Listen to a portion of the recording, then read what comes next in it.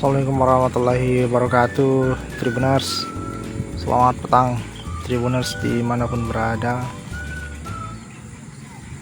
Saya saat ini, Tribuners, ada di persawahan Desa Bingin Rupit, Kecamatan Rupit, Kabupaten Musirawas Utara.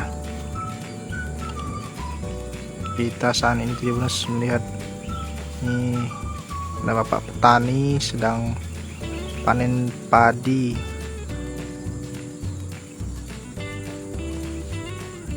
Nah, bapak petaninya panen sendirian.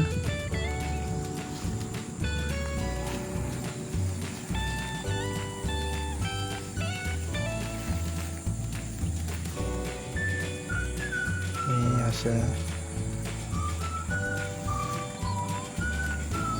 Luas sawahnya sudah cukup banyak yang sudah dipanen. Nama petaninya Pak Topo, Tribuners. Jadi Pak Topo ini memiliki beberapa petak sawah di sini. Ya, sudah dilakukan panen.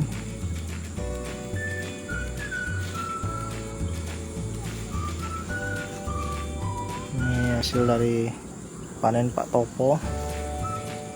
Padi-padi nantinya akan dilakukan perontokan.